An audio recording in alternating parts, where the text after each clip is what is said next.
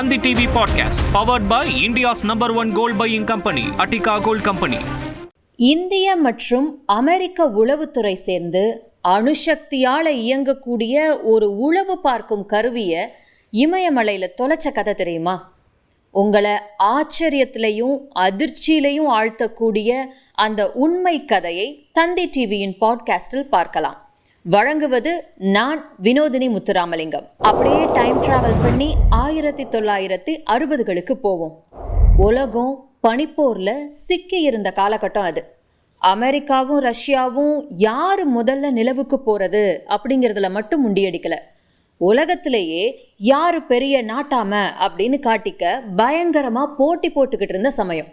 ஆனா இந்த 2 பேத்துக்கும் நடுவுல குறுக்க இந்த கௌஷிக் வந்தான்னு புதுசா ஒரு நாடு நான் தான் பெரிய ஆள்னு காட்ட ரொம்பவே மெனக்கெடுது. அதுதான் சீனா. 1964 சீனா அதோட முதல் அணுகுண்டு சோதனையை செய்யுது. இதை எப்படி அமெரிக்கா விரும்பும்? அதனால சீனாவோட அணுசக்தி நடவடிக்கைகளை உளவு பார்க்க நினைக்குது அமெரிக்கா. அந்த ஒரே ஒரு அணுகுண்டு சோதனை தானா இல்லை இன்னும் ஏதாவது இருக்கா அப்படின்னு. ஆனால் இப்போ இருக்க அளவு உங்களுக்கு அப்போ செயற்கைக்கோள்கள்லாம் அவ்வளோ அட்வான்ஸ்டாக இல்லைல, என்ன பண்ணலான்னு யோசிக்கிறாங்க. அப்போ தான் அவங்க பார்வை அப்படியே நம்ம இந்தியா பக்கம் திரும்புது. அங்கே 2 பேரும் கை கோர்க்குறாங்க. CIA அமெரிக்காவோட மத்திய புலனாய்வு அமைப்பு, இந்தியாவோட IB இன்டெலிஜென்ட் பியூரோ இந்திய புலனாய்வு பணியகம், 2 சேர்ந்து ஒரு அணுசக்தியால் இயங்கக்கூடிய உளவு கருவியை இமயமலை சிகரங்களில் இருக்கக்கூடிய நந்தாதேவி மலையில் வைக்க திட்டமிடுறாங்க. இது சாதாரண அணுசக்தி கருவி இல்லை, அதில் ஒரு ஸ்பெஷல் பேட்டரி இருக்கு. அதாவது புளூட்டோனியத்தால் இயங்கக்கூடிய பேட்டரி. பல ஆண்டுகளுக்கு நிற்காம ஆற்றல் வழங்கக்கூடிய திறன் அந்த பேட்டரிக்கு இருக்கு. மலையோட உயரமான இடத்துல இதை வைக்கிறப்போ அது சீன ஏவுகணைகள் அல்லது அணுசக்தி சோதனை செய்யறப்போ சிக்னலை எடுக்க முடியும். ரொம்ப ஆபத்தான திட்டத்தை செயல்படுத்த களமிறங்குது இந்திய மற்றும் அமெரிக்க உளவுத்துறை. ஸோ 1965 அமெரிக்க உளவாளிகள் மற்றும் இந்திய உளவுத்துறை அதிகாரிகள் அப்புறம் மலையேறும் வீரர்கள்லாம் சேர்ந்து நந்தாதேவி மலையை நோக்கிய பயணத்தை தொடங்குறாங்க. கூடவே ரொம்பவும் கனம் வாய்ந்த அணுசக்தி உளவு கருவியையும் தூக்கிட்டு போறாங்க. உள்ள புளுட்டோனியம் 238 இருக்கு. மெதுவா மலையேறாங்க. ரொம்ப மோசமான காலநிலை, பலத்த குளிர்காற்று, பயங்கர பனிச்சரிவு.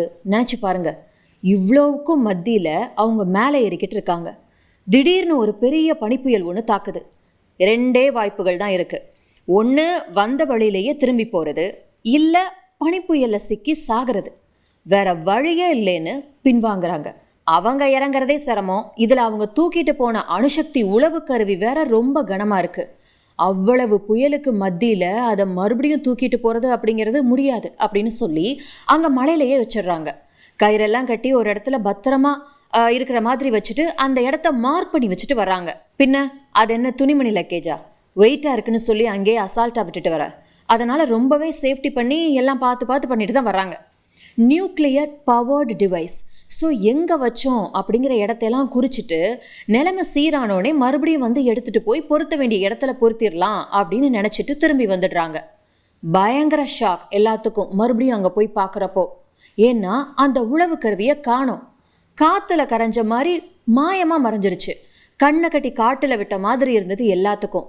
உளவுத்துறைக்கு பயம் வேற. நம்மளை நம்பி இவ்வளோ பெரிய பொறுப்பு கொடுத்தாங்க, இப்படி ஆயிடுச்சு அப்படின்னு எல்லா இடத்துலையும் தேடுறாங்க.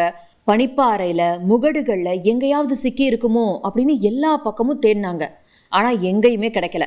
ஒருவேளை பனியில் நழுவி பனிச்சரிவில் எங்கேயாச்சும் இழுத்துட்டு போகப்பட்டு எங்கேயாவது பனி குவியல்களில் கூட புதைக்கப்பட்டிருக்க வாய்ப்பு இருக்குது அப்படின்னு நினச்சாங்க. இவ்வளோ விஷயம் நடந்திருக்கு, ஆனால் யாருக்குமே தெரியாது இந்த ரகசியம். கிட்டத்தட்ட 10 வருடங்களுக்கு மேலே. ஆனால் எவ்வளோ நாள் தான் நீங்கள் புகையை மறைச்சி வைக்க முடியும்? 1970களில் கொஞ்சமாக ரகசியம் கசியுது. மக்கள்லாம் அதிர்ச்சி ஆகிறாங்க. என்னது, அணுசக்தி உளவு கருவி இமயமலையில் தொலைஞ்சு போச்சா? அதுவும் நம்ம புனிதமான நந்தாதேவி மலைக்கு பக்கத்தில் தொலைஞ்சிருச்சா அப்படின்னு ரொம்ப பரபரப்பாக பேசப்படுது. அதோட நிக்கல, மக்களோட பயம் இன்னும் அதிகமாகுது. ஒருவேளை புளூட்டோனியம் லீக் ஆகி ஆற்றுல கலந்துட்டா என்ன பண்ணுறது? ஏன்னா பனிப்பாறைகள் உருகி ஆத்துல தான் ஓடும். இமயமலை சிகரங்கள்ல இருந்து தான் கங்கை நதி துவங்குது. கதிரியக்கம் வெளியாகி 6 பொல்யூட் ஆகி பாதிக்கப்பட்டா என்ன ஆகிறது அப்படின்னுலாம் பல மாதிரியும் மக்கள் பேசுறாங்க. ஆனா ஒன்று தெரியுமா, இன்னைக்கு வரைக்கும் அந்த அணுசக்தி உளவு கருவி மீட்கப்படலை. அது இன்னும் பனிக்கு அடியிலேயே உறைஞ்சிருக்கிறதா பலரும் நம்புறாங்க. ஆனா அது பல ஆண்டுகளுக்கு முன்னாடி ஆத்துல அடிச்சுட்டு போயிடுச்சு அப்படின்னு சிலர் சொல்றாங்க. அப்புறம் பிற்காலத்துல மறுபடியும் சிஐஏவும் இந்திய உளவுத்துறையும் சேர்ந்து இன்னொரு உளவு கருவியை அதுக்கு பக்கத்திலேயே நந்தகோட் அப்படிங்கிற சிகரத்துல வைக்கிறாங்க. ஆனா அது சரியா வேலை செய்யலைன்னு சொல்லி அதையும் ரிமூவ் பண்றாங்க. ஆனா மாயமா மறைஞ்சு போன அந்த அணுசக்தி உளவு கருவிக்கு என்னதான் ஆச்சு? என்ன ஆகியிருக்க வாய்ப்பு இருக்கு?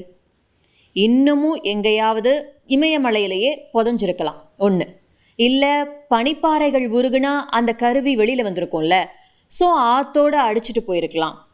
ரொம்ப ஆபத்தான விஷயம் என்னன்னா, ஒருவேளை அந்த கருவி உடைஞ்சு உள்ளே இருக்க மூலக்கூறு கசிஞ்சா கதிரியக்கத்தை வெளிப்படுத்தும்.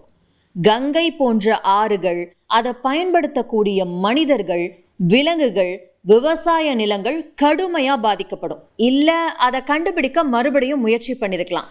அந்த காலத்தில் அவ்வளோ அட்வான்ஸ்டாக இல்லை செயற்கைக்கோள்கள், ஆனால் இப்போ இருக்குல்ல, அதனால் மறுபடியும் அமெரிக்கா அதை தேடி கண்டுபிடிக்க ஏதாவது ட்ரை பண்ணியிருக்கலாம். ஆனாலும் அந்த மலைப்பகுதி ரொம்பவே ஆபத்தானது. மறுபடியும் அதை போய் தேடுற மிஷன் அப்படிங்கிறது ரொம்ப ரிஸ்கானது. சரி, ஏன் புளுட்டோனியத்தால் ரன் ஆகக்கூடிய உளவு கருவியை இந்த மிஷனில் பயன்படுத்தினாங்க அப்படின்னு ஒரு கேள்வி நமக்கு வரலாம். நல்லா கவனிங்க, அது 1960கள் காலகட்டம். நீங்கள் சைனாவை சீக்ரெட்டாக வாட்ச் பண்ணணும். அதுவும் எங்கேருந்து? இமயமலையிலிருந்து. ஆனால் அங்கே மின்சாரம் இல்லை, கேமரா இல்லை, சென்சார் இல்லை. அதனால் புளுட்டோனியம் 238 அப்படின்ற ரொம்ப சக்தி வாய்ந்த ஆபத்தான பொருளை பயன்படுத்துகிறதா சொல்கிறாங்க. புளுட்டோனியம் 238 இது ஒரு கதிரியக்க உலோகம். அது பிரேக் ஆனால் அதிக வெப்பத்தை வெளிப்படுத்தும். RTG, radio isotope thermo electric generator அப்படின்ற ஒரு அமைப்பை பயன்படுத்தி புளுட்டோனியம் 238 பிரேக்கான வெளியாகக்கூடிய வெப்பத்தை மின்சாரமாக மாற்றலாம். சார்ஜ் பண்ண தேவையில்லை, பல ஆண்டு காலம் உழைச்சிக்கிட்டே இருக்கும் அது பாட்டுக்கு. இமயமலை பகுதியில் அங்கே அதிகமாக பனி இருக்கும், குளிர் இருக்கும், மேகங்கள் இருக்கும். சோலார் பேனல்ஸும் அங்கே வேலை செய்யாது. ரெகுலர் பேட்டரி கதையெல்லாம் சீக்கிரமே முடிஞ்சிடும். அவ்வளவு கோல்டு சிச்சுவேஷன் மேலே. ஆனால் இது எந்த காலநிலையிலையும் சூரிய ஒளியே இல்லைனாலும் யாரும் பராமரிக்கலைனாலும் தொடர்ச்சியாக இயங்கும். ஆர்டிஜி இதே புளுட்டோனியம் பேட்டரியை நாசா விண்வெளி ஆய்வுகளில் பயன்படுத்தியிருக்கு. 1970 தி வாயேஜர் அப்படிங்கிற விண்கலம் அனுப்பப்பட்டு இப்போ வரைக்கும் வேலை செய்யுது.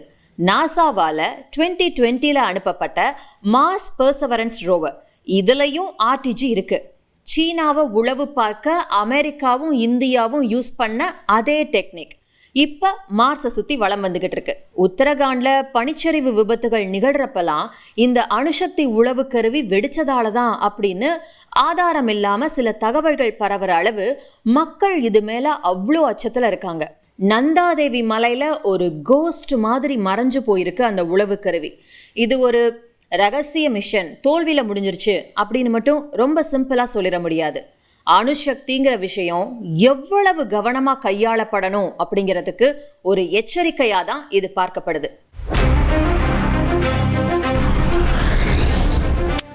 தந்தி TV podcast powered by India's number 1 gold buying company, Attica Gold Company.